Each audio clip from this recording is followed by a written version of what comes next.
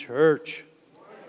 To be continued. How many of y'all, that's like ooh, there's something else coming? How many of y'all, when you hear that, how many of y'all are like, are you for real? There's another book. I got to watch another. How many of that is y'all?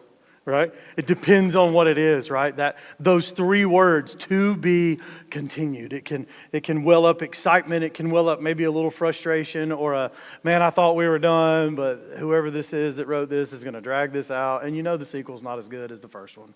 It just very rarely is, right? It's a whole thing. But this morning, for the next few Sundays, we're going to talk about this idea of to be continued. And obviously it's going to have something to do with Scripture, with church, with you specifically. And so we're going to begin to navigate what it means to be continued. Right? A few months ago, I think in January, we talked about the early church. Right after Christ had come and he had walked with his disciples, and then he said to them, take what I have taught you and teach it. And he told Peter, it's on this idea that I am the Christ, the Son of the living God. We're going to build the church, and you're going to learn more about what to do, what the church looks like, what it's supposed to do. And so we got to see the early church coming together. And of course, that's our picture of what church should be, right? The early church, the original church, and we got to take some notes from that. And so now, starting today, we're going to see what is next. There's it's the picture. You got those 3 or 4 dots and the to be continued. So here's the early church. What is next? And so I get to lean into that with you guys this morning. And so we're going to jump right in to Acts chapter 2. And so I love how this is laid out. It's so simple. There's this very clear list of what this looked like and what happened. And then we're going to get to talk about what are on these things behind me. How many of you are going to be totally distracted and not hear a word I say until I turn those around? Yeah, there's at least 10 to 12 of us. Get over yourself. It's going to be great. All right? So it says, give us all your money, is what it says. Not really. I would never do that, because then I would have to do it and it would be a whole thing. So we're going to walk through, we're going to get to see what it looks like to continue as the church. So in Acts chapter 2, it says this. It'll be up on your screen. You guys have got the link on your phone if you've got that. If not, there's a QR code on the back of some of these chairs. You can scan that, scroll down, and click on sermon notes. You can put in your own notes there. You can make corrections to the silly stuff that I say that doesn't make any sense, and it'll be fantastic. All right? So let's read Acts chapter 2, verse 42 through 47. It says this. And they, speaking of the church, they continued steadfastly in the apostles' doctrine and fellowship, in the breaking of bread and in prayers. Then fear came upon every soul, and many wonders and signs were done through the apostles. Now all who believed were together and had all things in common, and sold their possessions and goods and divided them among all as anyone had need. So continuing daily with one accord in the temple and breaking bread from house to house, they ate their food with gladness and simplicity of heart, praising God and having favor with all the people. And the Lord added to the church daily those who were being saved. And so they continued steadfastly. How many people have ever used that word steadfastly? Once in your life? That's good though. I needed at least one person. It's not typically a word that we use much, but steadfastly means unwavering. They continued. They knew what they were supposed to do, and they continued in something. And so we have this really cool list that they laid out here, what the church did. They kept on churching. They had just learned what it means to be the church, and so they continued doing the churching. Right? They continued being who they were supposed to be. And so they were taking, in the words that we're going to use, and you're going to hear this multiple times today, they understood who the church was supposed to be. They continued in it. They continued taking steps in who they were supposed to be. All right? And so the list that we have in front of us here is they continued steadfastly in the apostles' teaching. So who were the apostles? The apostles were the disciples of Jesus. They were the ones who were being inspired. They're the ones who were writing the New Testament because they've experienced firsthand Jesus himself.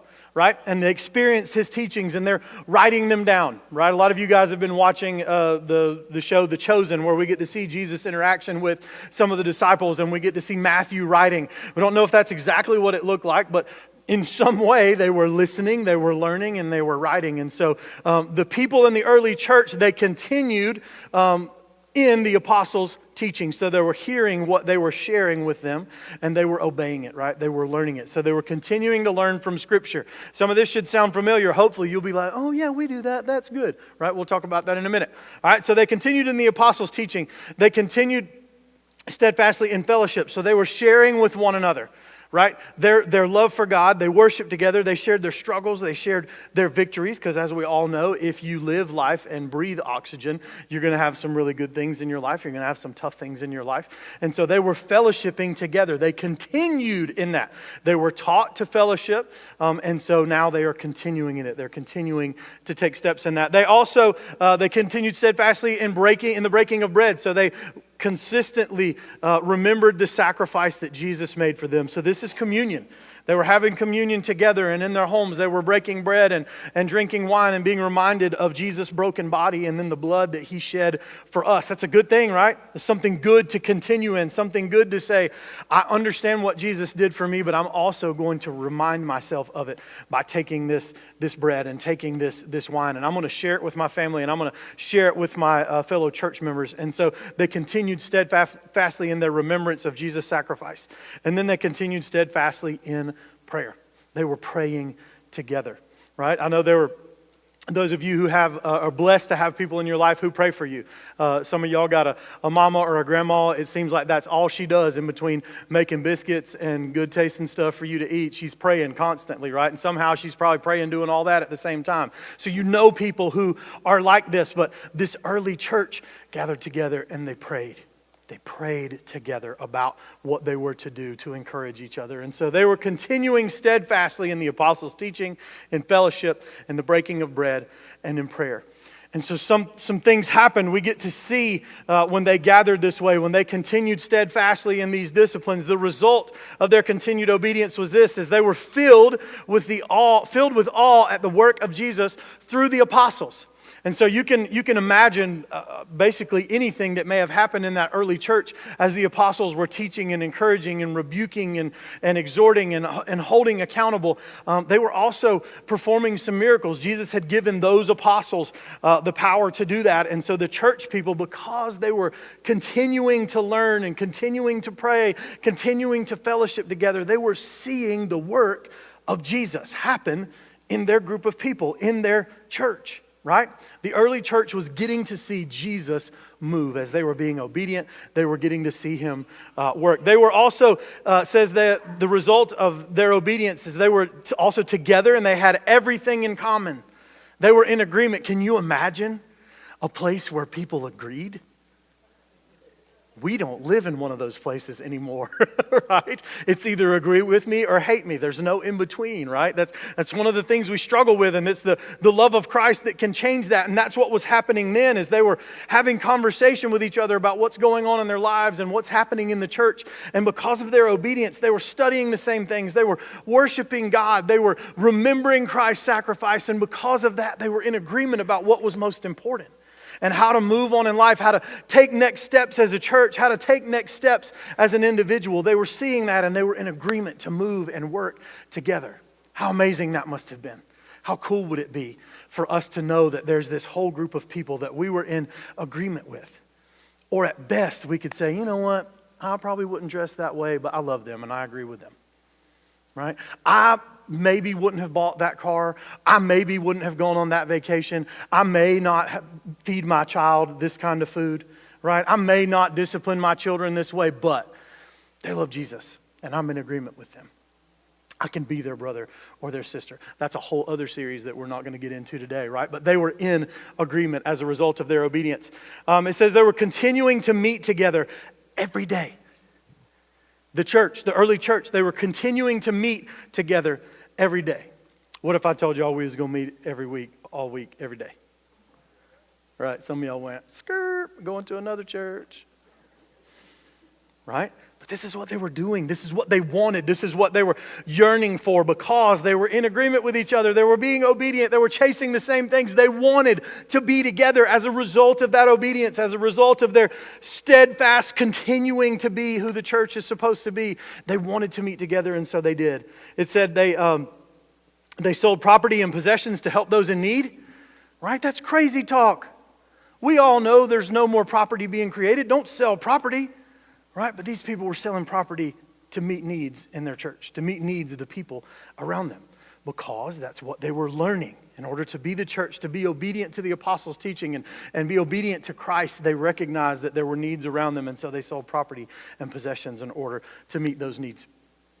And then it says they were meeting in homes to break bread, and they praised God together, right? So they met again to be reminded. They said, hey, come to our house. We're going to have communion. We're going to break bread together. We're going to eat, but then we're also going to break bread, and we're going to have communion in our homes, right? We're going to do life group at our house. We want to welcome you into this, and we're going to praise God together.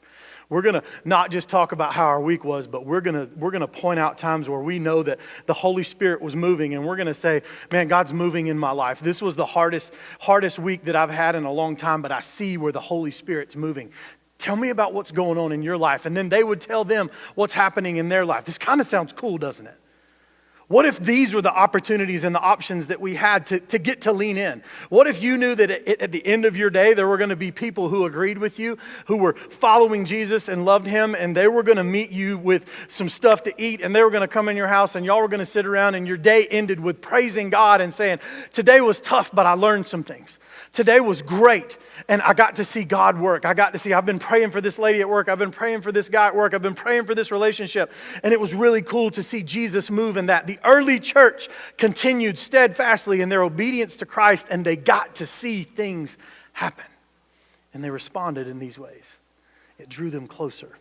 It made them agree more. They continued steadfastly. They continued. They didn't just stop and go, okay, Jesus made us the church. All right, we're good. Let's go back to normal. No, they said, we are the church. What's next? And they took a next step. And they took a next step. And guess what? We exist because they didn't just stop. We are sitting here as a church getting to hear the word because they took next steps. Because they continued steadfastly. Y'all get that? Y'all know Jesus didn't it wasn't in this room where he started this whole thing, right? Y'all know this had to travel a long way, and it's not even in the same country where all this started, right? It's come a long way because those people took next steps, because they continued steadfastly. And so if this is going to continue, what do we have to do? Continue steadfastly. We've got to take next steps, right? We've got to lean into that. And so early believers were committed to learning Jesus' teaching and fellowshipping with the church, right? Continuing to learn his teaching and understand it more, how to implement it, how to apply it to our lives and fellowship with others. We also have to take that seriously, our devotion to God and continuing to be the church. And so we, the church, because y'all know the church isn't this block wall. This could literally be like a crocheting warehouse tomorrow if somebody wanted to pay enough for it. Amen, Tony? Right? But it's not. It's the place where the church meets. You are the church, and so we have a responsibility. And what we've done as a church, in keeping with this list that we just walked through, it's really good for us to agree together. It's really good for us to meet together in fellowship. It's really good for us to pray together. And so we have 5 values that we talk about. We've been doing these for a long time, but we launched them this year and began talking about them. And we've got another series coming up where we're going to talk a little bit about the why behind our values, why these are important and what we're going to do. And so if you're going to take next steps, if I'm going to take next steps and continue steadfastly being the church and carrying that to the next generation, the way we look at it at our church is we have to be a people who pray first. We have to be a people who embrace messy. We have to be a people who tell our story. We have to be people who show uncommon generosity, and then we have to be people who expect more, right? There's 50 Brazilian more things in Scripture that we can be that are honorable and that are good. But we're going to lean into these 5 things because they are our core values. We sat back and kind of looked at who is our church already and what are the things that they lean into. And so these are the things that we believe we need to focus on. As an owner of Living Water, we believe that you should pursue these 5 values. And in your pursuit of these 5 values, you're going to have to take next steps. We're going to continue steadfastly in our obedience of Christ and our fellowship together and in our growing in discipleship. So what does it look like for us to continue steadfastly, to take next steps as a church? This is a word called discipleship. And to be a disciple basically means to learn the teachings of Jesus for us. You can be a disciple of construction and learn the ways of construction, right? But we're talking about becoming more Christ-like. And so if we're going to continue steadfastly, we have to have a plan. We have to have a discipleship plan. And there's a way that we're going to look at this as a church. When you have conversations with us, when we're walking you through, if somebody comes to us and says, hey, I want to be a better dad. All right, cool. Where are you at? Well, I don't want to be a dad. All right, that's a good place to start, right? But you are. So we're going to start there, and then we got to figure out what those next steps are. And so for the sake of trying to understand that process, to understand what it means to continue steadfastly, to continue growing, to continue taking next steps, I'm going to submit something to you this morning. I'm about to get to show you the stuff that's on these things behind us. Everybody okay? Some of y'all just re-engaged. You're like, I've been waiting, I've been trying to see through those things this whole time. I've been looking through my phone, I can't see them. So what we have done, we're going to look at next steps as a process, because it is. You've got to start somewhere, and there has to be a goal. And for the sake of simplicity, we're going to look at it through the lens of a marriage relationship. So those of you that are married, you wanted to be married at some point, right? I'm hoping. I'm really going out on a limb here. Right, I hope everybody's in agreement. So when you decided, I want to be married, there's a process you got to walk through, right? There's some steps you probably need to take. I would encourage you not to just walk up to somebody and be like, want to get married? Cool, let's go. Like that's probably not going to work out great. Not saying Jesus can't do miracles, but I would not encourage that, right? Well, one of the first things you've got to do if you want to get married is you got to meet somebody, right? Would you agree with that? So the first step in that process, you could say, hey, I'm trying to get married, and we just met. I just met this person, right? That's awesome. You get to check that first box. That's your first step in this process. You've got to meet someone to begin that relationship. And so it's not that different if you're somebody, and we're going to take the first core value of our church. If you're somebody who says, I'm not someone who prays first. That's not my knee-jerk reaction. That's not my heart. I struggle with when I'm making decisions or just when I get up first thing in the morning. I'm struggling being somebody who chooses to pray first. Well, guess what? The fact that you said that, the fact that you're hearing that this morning, you just met with that idea, right? So if your end goal over here, just like in this scenario, the end goal is to be married, right? In our one-on-one relationship, in our personal relationship.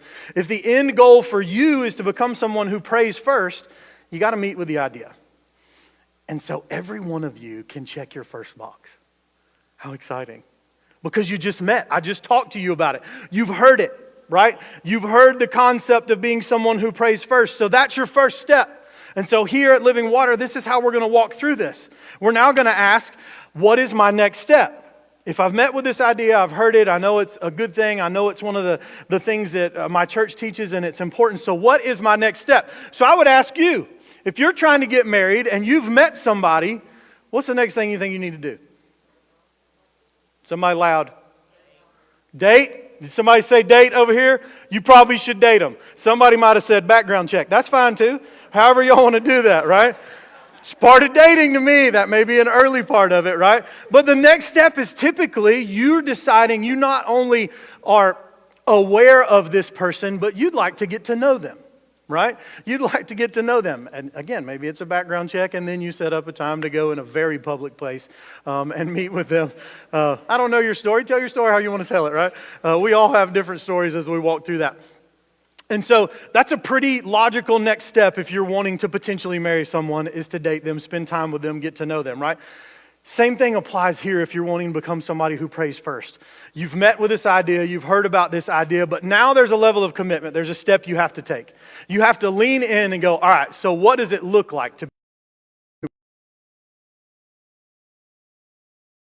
about how I should pray? Let me look around in my church without anybody knowing and just see if I recognize somebody that prays first, like somebody that I know. Maybe it's somebody that I've heard that said, hey, I'm praying for you. Maybe it's somebody in your small group. Maybe you've been walking by to go get some coffee and you just heard somebody talking about prayer. You can begin to compile a picture of what it looks like to be someone who prays first. And so now you're not just knowing about this concept, but you're paying attention, you're putting some effort in, right? There's a step of commitment there. right? And so for some of us didn't date very long before we got married. Some of us dated a long time. Some of us are resentful about how long it took. And so anyway, tell your story how you want to tell it, right? This step can take a while. Right? Your level of commitment will hopefully grow. You'll hopefully get better at being someone who prays first as you walk through this, right? But the goal of the next step, right, I'm trying to get married, what is the next logical step you think you should take? After you met the person, which is really, really helpful, and then you date them for a while and you're like, hey, I think I'm in on this. I think I'd like to take another step of commitment. What is it? Let's get engaged. It's not fun, but I guess whatever, all right? We are engaged, all right? And some different things happen in our relationship if we're trying to get married and we've moved from dating to engaged. Ladies, some of you create this journal of a bunch of ridiculous, expensive stuff, and some of you have started this thing when you were like 4 of your dream wedding, and it comes out, and all the things we start talking about committing to and planning and preparing and all this stuff, and the guys are like, I need another job. Right? Anyway, your experience, your story to tell, however you want to do that, all right? And so, but there's another level of commitment. There's something more that has to happen in that dating relationship. You're talking about different things. You begin asking questions about, are we going to have kids? Right? How are we going to discipline them? Are we going to put our bank accounts together? Are we going to keep them separate? Don't do that. We'll talk about that later. All right? How are we going to navigate these things? Does your mom have to come over to our house? Right? Y'all laughing because some of y'all wanted to ask that question. Also, don't ask that question, all right? Just hope for the best, all right? But there's something that happens. And so in view of becoming someone who prays first, you've met with the idea, you've leaned in, you've asked some questions, but now you're ready to make some effort. You're ready to put a plan together. You're ready to begin welcoming accountability in your life. You're telling somebody, hey, I want to be somebody who's committed to praying before I do anything. I want to be somebody who's committed to praying about everything in my life. I want to communicate with God more. I want to communicate with Him consistently. This is something that's important to me.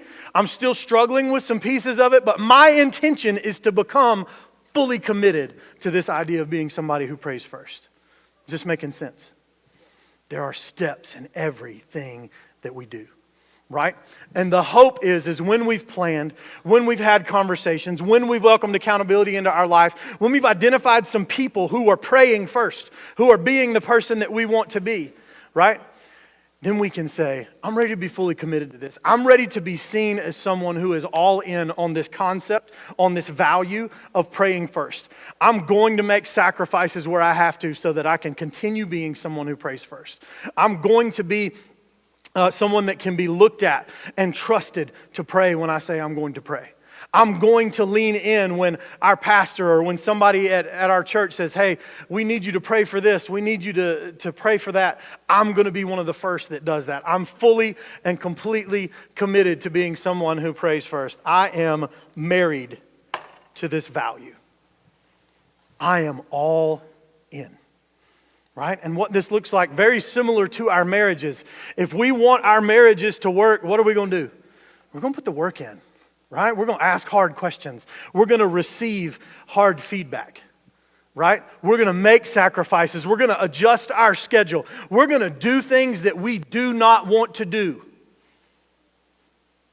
Rewind. We're going to do things that we do not want to do in order to benefit our marriage relationship. And it's the same thing with anything else that you're going to walk through next steps with. When you get to this point, you're going to do things that you don't want to do in order to be somebody who prays first. That make sense?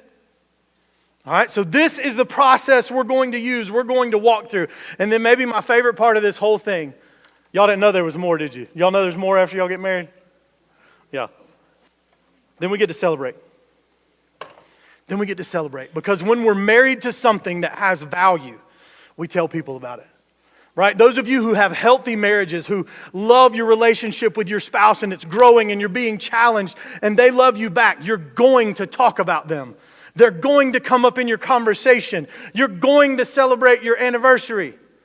It's the same thing with anything else in your life that you see has value, like praying first. Because what's going to happen when you are obedient, just like the early church was obedient, you'll begin to see things. You'll begin to see Jesus at work, and you won't be able to keep your mouth shut. Some of you introverted people that I don't understand, you're totally awesome. You will want to talk too. I always want to talk. It's just not always valuable, right? But you will want to celebrate what God is doing in your life. And if you're somebody who prays first and you're obedient to that and you're communicating with God, He's going to work through you. He's going to work around you and you're going to celebrate it. And then guess what happens? What's celebrated gets repeated. What is celebrated gets repeated. And that is not my phrase. That is from somewhere else in some book that I read or some podcast I listened to. But it is so, so true. When you talk about how prayer has changed your life, you're going to celebrate it and somebody's going to go, huh. And what did they do? They may have just met with that idea of being someone who prays first. And then guess what? All this can get repeated and you'll have the opportunity to walk somebody through that. This is discipleship. This is how it works at our church. We're supposed to grow. We're supposed to continue steadfastly in being disciplined as a church. And now we have a process to look at. I can ask every one of you right now, where are you at when it comes to praying first? And every one of you just found something up here.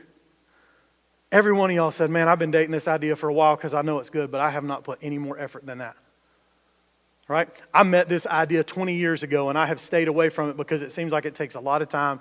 It seems like it's going to take some commitment that I'm just not ready to make. Okay. But guess what you have? You have something to look at to decide, where am I at? And then you have to decide, am I going to continue steadfastly in the work that God has put before me? Am I going to take next steps? Some of you are literally in this process of walking through getting married. Some of you are already married, but you feel like you're back here at the engaged or dating stage because you don't have the commitment that you should have. You're not making the sacrifices. You're not doing the work that it takes to be committed in your marriage. But we've all been called as the church to obey the apostles' teaching, to obey the words in Scripture. And we've all been called to move forward, to take steps. And what I'm saying to you is Jesus is there with you. We want to walk with you through this. There's literally nothing you can come to me with that I can't say, all right, cool, let's start here. And together we can decide what these steps look like. We can decide what these goals look like. And then we get to celebrate together, and then we get to share that story with somebody else who's struggling with the same thing, and then they get to walk through this, and then they get to celebrate with us, and then we get to share it with somebody else, and then they get to walk through it. And then when we get really good at it, we start over with something totally different, like embracing messy, being uncomfortable, leaning into situations that you don't really want to lean into, but you know that God requires you to love people no matter where they're at and what they're walking through. And then you get to walk through that and complete it and follow through and celebrate. And then we get to celebrate with more people. You guys understand where this is going? It's like this whole really big, cool circle thing. It's almost like it's biblical that we love people in this way and we help them grow. It's almost as if we are being commanded to continue as the church steadfastly in the things that God is teaching us. And so here's what this looks like real time.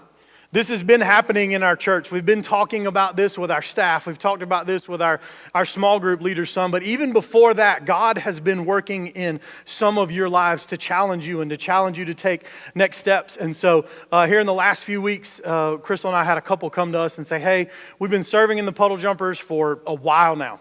April, where are you at, April? I need to see your hand. There she go. She's wearing black. She's trying to hide, right? And so April was like, look, I've been serving with the Puddle Jumpers, but I feel like God is convicting me to take a step and go serve with our students. I've been thinking about this for a long time, and it's time for us to take that step. Me and Bobby have been talking about it, and this is our next step. And of course, I chuckled because I'm like preparing all this stuff behind the scenes, and April's now using my terminology, and I'm like, go Jesus. Anyway, it was really fun for me. And so what she said to me is, I can't serve here anymore because we're going to move our effort and energy to where God is calling us. And so I got excited. I'm like, this is it. This is what this is supposed to be like. And then Chris is like, but wait, she's like in the Puddle Jumpers 2 weeks out of the month. And I'm like, oh shoot, wait, no, this is still good. It's going to be okay, right? But this is how this works. If we as a church are moving forward, we're continuing steadfastly together, we all come into this whole thing with different gifts and different abilities, right? We all come into understanding who Jesus is, and our relationship with Him is, we're all in different places. But I know this. I know that God prepares us for growth. I know that God prepares us for movement. So when April and Bobby say, hey, we've been here, but now we're here, that leaves a hole right here, doesn't it? But guess what God has done? In one of you, or two of you, or 20 of you this morning, He has said, right, I'm coming at you. Thank you, Kayla, for laughing. She's like, oh, shoot, he about to get y'all. No. Listen, God has said to someone else, hey, I want you to take a step. I want you to serve our children in puddle jumpers. And you got to decide where you're at on this. Some of y'all built a wall right here between these two and said, okay, I know about it, but I am out on moving anywhere from there. But guess what that does? That leaves a gap right here for these little kiddos. We're going to have somebody in there, right? We're going to figure it out. But guess what? That's not fun. That's not fun for your leadership. That's not fun for your other volunteers who are coordinating, because I know without a shadow of a doubt, Jesus has said to somebody in here, hey, there's a gap, step in it. Hey, there's a gap, step in that. Take your next step. You're the church. You're the church. Take a step into that gap. And guess what? We still got a gap this morning. No guilt for me. None. Because listen, I know how Jesus be working. Right? I know how He works. I know He's challenging somebody. Because He wants to love you that way. The more times I have taken steps in my life where God said, hey, I need you to go. I need you to take this step. I need you to get out of your comfort zone. It's what brought us to this town is one of those steps. It freaks me out. It's hard, it's out of my comfort zone, but God always steps in and He teaches me something, and I'm a better man for it. I'm a better human being for it. I'm a better Christian for it. Because it reminds me that God's been there the whole time, and He's going to equip me, and He's going to provide opportunities. And so my question to you this morning is, who's going to fill that gap? Who's going to fill that gap? How many of y'all are freaking out thinking I'm waiting on an answer right now? Might be you. The reality is this. There are going to be gaps in areas that we can serve all throughout our church, all throughout our community, all throughout your life. And if you don't take the step, there will just continue being a gap.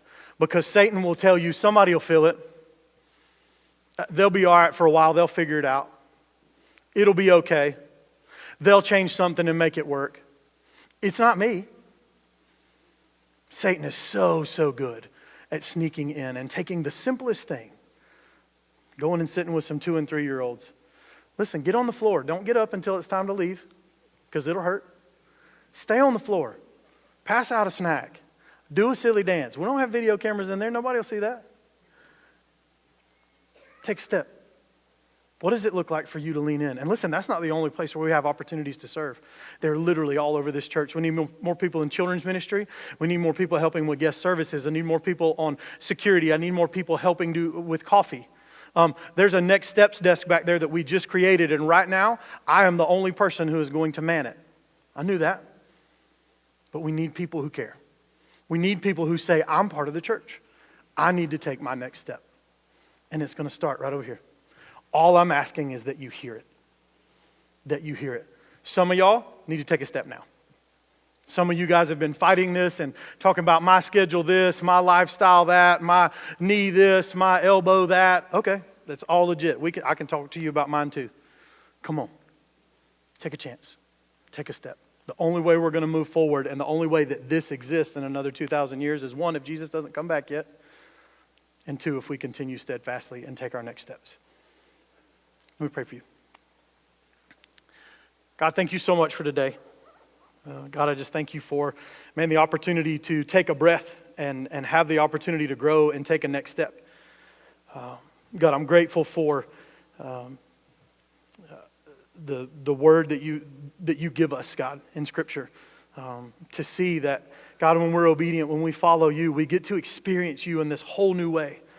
God, we can experience you in this building on a Sunday morning and listen to the teaching and hear the worship. And God, we get to experience you there. But God, when we humble ourselves and we go and serve in whatever capacity that is, God, we get to experience what it's like to be like you. God, we get to give of ourselves. We get to share our gifts. God, we are all part of this body, and every person is here for a purpose because this church needs them. This church needs those gifts and those abilities. And God, when we withhold those from the church, it leaves the church crippled. It leaves the church in a place where we can't accomplish and minister in the ways that you've called us to. We can't do it as well as we could if everybody was doing their part. And so, God, I pray this morning that somebody fills the gap. God, this gap we have in Puddle Jumpers right now, which is such a thing to be excited about, that people are growing and they're taking their next steps, but God, it leaves a gap. And so I pray, God, that you will just clearly let whoever it is know it's them. It's their step to take, and it's waiting for them. And God, I pray they will respond and come find me, and that we will walk through that today, and we'll get to celebrate, God, the fact that we see you moving in our church. What a cool story to tell. That you were moving today. You're moving in our people. You're moving in our hearts. And you're challenging us to take next steps. God, we love you. In Jesus' name I pray. Amen.